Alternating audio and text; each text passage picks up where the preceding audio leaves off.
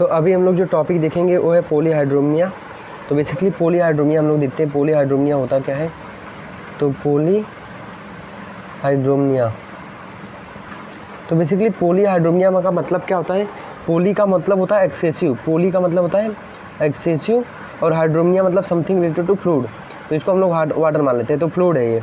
तो basically poly मतलब excessive और फ्लूइड का मतलब होता है ये अपना वाटर से रिलेटेड। तो बेसिकली क्या होता है यहाँ पे, क्या होता है अगर जो एमनियोटिक सैक होता है, जो एमनियोटिक जो कैविटी होती है, जो यहाँ पे एमनियोटिक सैक होता है, और यहाँ पे सपोज ये क्या होता है अपना बच्चा है, ये बच्चा है। तो यहाँ पे बेसिकली क्या होता है एमनियोटिक सैक में क्या होता है एमनियोटिक फ्लूइड होता है, इसमें दो मेम्ब्रेन होते हैं, कोरियन एंड एमनियन। इसमें दो मेम्ब्रेन होते हैं, कोरियन एंड एमनियन, कोरियन अंदर की तरफ, एमनियन बाहर की तरफ। तो बेसिकली क्या होता है यहाँ पे फ्लूइड इकट्ठा होता है, तो इसको हम लोग क्या बोलते हैं एमनियोटिक फ्लूइड।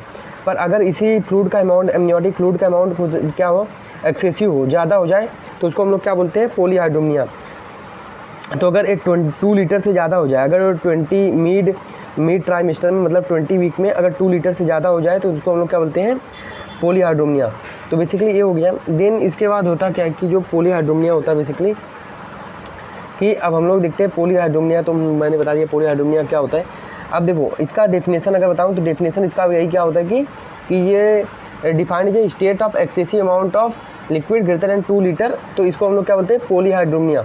तो बेसिकली इसमें कॉजेस हम लोग देते हैं। तो देखो पहले ये बनता कैसे है, ये बनता कैसे, देखो एक तो ये बनता है फीटल से बनता है, और एक होता है मैटरनल, एक होता है अपना मैटरनल ट्रांसुडेट। मतलब क्या होता है जो मम्मी होती है, जो उसका प्लाज्मा फिल्ट्रेशन होता है उसके थ्रू बनता है ये। और क्या बनता है 20 वीक पे जो होता है किडनी उसकी काम करने लगती है फीटस की, तो फीटल के यूरिन से बनता है, और कुछ जो है प्लासेंटल एक्सुडेट होता है उससे बनता है ये। तो इससे बनता है अपना एमनियोटिक फ्लूइड। अब बेसिकली होता क्या है एमनियोटिक फ्लूइड, ये मैंने बता दिया कैसे बनता है ये। तो बेसिकली अभी कॉज क्या होता है, तो एक हो सकता है फीटल कॉज, मैटरनल कॉज और प्लासेंटल कॉज। तो आज हम लोग देखेंगे फीटल कॉज। तो फीटल कॉज आज हम लोग देखेंगे। तो फीटल कॉज में सबसे पहले कॉज क्या क्या हो सकते हैं, तो इसमें हो सकता है इसमें स्ट्रक्चरल कॉज हो सकता है, यहाँ पे इसमें हो सकता है इसमें क्रोमोजोमल कॉजेस हो सकते हैं। तो स्ट्रक्चरल कॉज में हो सबसे पहला अगर मैं कॉज बताऊँ तो सपोज अगर बच्चा जो है उसको क्या है एनएनसेफेली का मतलब क्या होता है, एनएनसेफेली का मतलब क्या होता है ए से एब्सेंट, सेफेली का मतलब होता है ब्रेन। तो यहाँ पे जो हेड है वो बेसिकली एब्सेंट होता है, मतलब पूरा प्रॉपर हेड नहीं होता, छोटा हेड होता है। तो इसमें जो ब्रेन होता है, ब्रेन वो भी अच्छे से नहीं बन पाता, और जो स्काल्प होती है, स्काल्प जो होती है वो तो पूरी नहीं बनती, और ब्रेन भी अंडर डेवलप होता है इसमें। तो इसको हम लोग बोलते हैं एनएनसेफेली। तो एनएनसेफेली मतलब स्मॉल ये जो होता है कि यहाँ पे एब्सेंट होता है, हेड जो होता है एब्सेंट होता है, और यहाँ पे स्काल्प एब्सेंट होता है, ब्रेन भी प्रॉपर डेवलप नहीं होती। अब जो एनएनसेफेली जो रह देगा, तो इसकी वजह से होता क्या है कि सपोज ये यूट्रस है, या सपोज ये एमनियोटिक सैक है, और ये सपोज बच्चा है। अब क्या होता है यहाँ पे क्या होता है, इसका मेनिंजियस होता है, ब्रेन की कवरिंग को हम लोग क्या बोलते हैं मेनिंजियस। तो सिंस यहाँ पे अब स्काल्प नहीं है तो क्या है एक्सपोज है, तो जो भी इसका ट्रांसुडेट होगा, अल्ट्रा फिल्ट्रेशन होगा, और यहाँ पे फ्लूइड जो है और बनेगा। तो इसके ट्रांसुडेट की वजह से जो ये मेनिंजियल टिश्यू है उसका जो फ्लूइड होता है, उसके ट्रांसुडेट की वजह से क्या होता है एमनियोटिक फ्लूइड और बनने लगता है, एमनियोटिक फ्लूइड यहाँ पे सिक्रेशन बढ़ जाता है। और यहाँ पे यहाँ पे इसकी सरफेस एरिया इंक्रीज हो जाती है, इसको इंक्रीज हो जाती है, तो यहाँ पे और फ्लूइड बढ़ने लगता है। तो एक कारण होता है। एक होता है एडीएच क्या करता है एंटी डायरेटिक हार्मोन, ये वाटर और सोडियम को एब्जॉर्ब कराता है बच्चे में।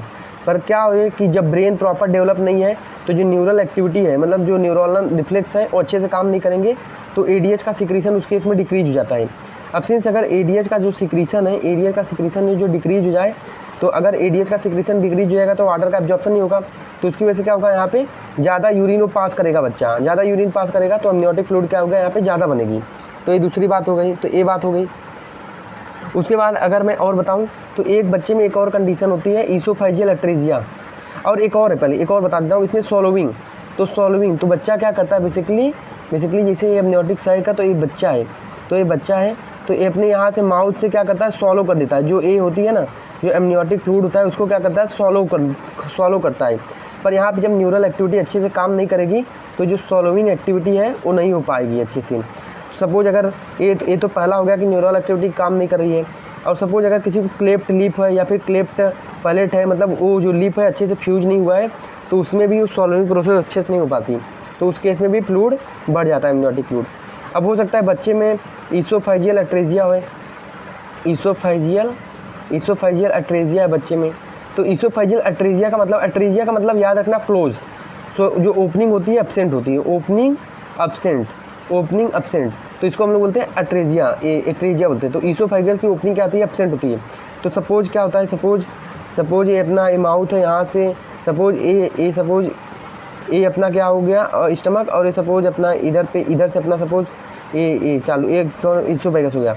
तो सपोज ये इसका जो है ये ओपनिंग जो है इसका बंद है, ये ओपनिंग बंद है, तब सपोज ये सॉलो तो कर लिया पर ये आगे पास नहीं हो पाएगा, तो ये फिर से बैक फ्लो मारेगा और फिर से उसके मुंह से यहाँ पे निकल जाएगा अमनियोटिक साइक में फिर से निकल जाएगा ये।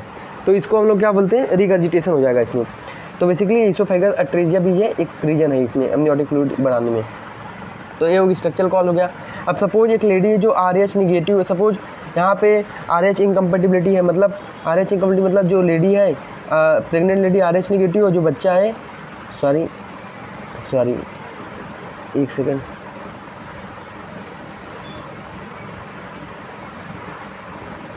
हाँ, तो जो बच्चा है बेसिकली जो मम्मी है सपोज वो RH निगेटिव है, और जो बच्चा है वो RH पॉजिटिव है, तो क्या होता है कि फीटोप्लासेंटल सर्कुलेशन के थ्रू क्या होता है, अगर जो RH पॉजिटिव जो RH एंटीजन है वो मम्मी के ब्लड में चले गए तो क्या हो जाएगा, एंटीबॉडी फॉर्म हो जाता है, और वही अगर फिर से बच्चे में लौट जाए, वही एंटीबॉडी फिर से बच्चे के ब्लड में आ जाए तो हीमोलिसिस करा जाता है, हीमोलिसिस।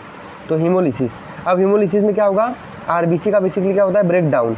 अब क्या होगा, अब उसको लगेगा कि मम्मी को लगेगा कि ये बच्चे का जो है अनीमिया हो रहा है, तो इसकी वजह से क्या होगा, प्लासेंटा हाइपर एक्टिवेट हो जाएगा,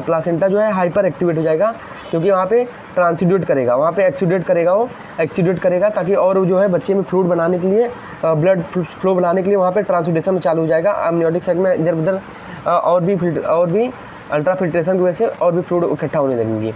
तो ये अपने को यहाँ पे क्या होता है, प्लासेंटल हाइपरप्लेजिया। बेसिकली क्या कर रहा है नेचर, बेसिकली क्या कर रहा है कि बच्चे को प्रोटेक्ट करने के लिए, कुछ को एनीमिया हो गया तो एनीमिया रोकना है, पर यहाँ पे क्या होता है जो प्लासेंटल सर्कुलेशन, फीटोप्लासेंटल सर्कुलेशन, जो प्लासेंटल क्या होता है हाइपरप्लेजिया हो जाती है। क्योंकि बच्चे तक ब्लड पहुँचाना है, तो इसकी वजह से क्या होता है यहाँ पे ट्रांसुडेट हो जाता है, वहाँ पे ट्रांसुडेशन होने लगता है और भी फ्लूइड का, तो इससे भी बढ़ जाता है ये।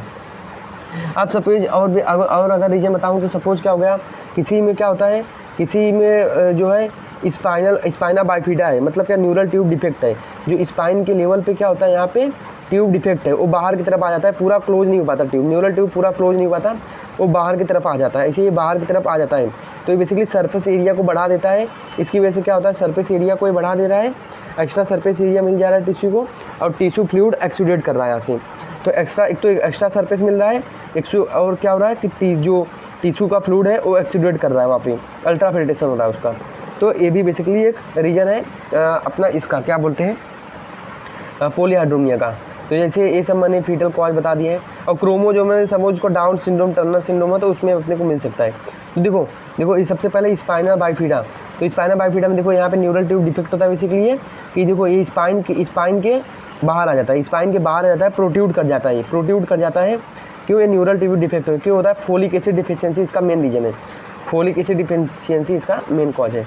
और भी कॉज है जैसे इन्वायरमेंटल फैक्टर, जैसे मदर कोलिक है, मदर को डायबिटीज़ है, तो ये भी कॉज है, पर मेनली क्या होता है फोलिक एसिड डिफिशियंसी की वजह से न्यूरल ट्यूब डिफेक्ट होता है।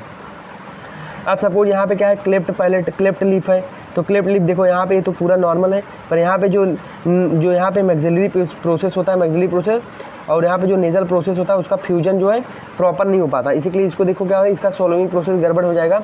तो इस केस में भी बेसिकली उसको क्या होता है कि वो सॉलो नहीं कर पाएगा, तो अमनियोटिक फ्लूइड जो है बढ़ जाएगा।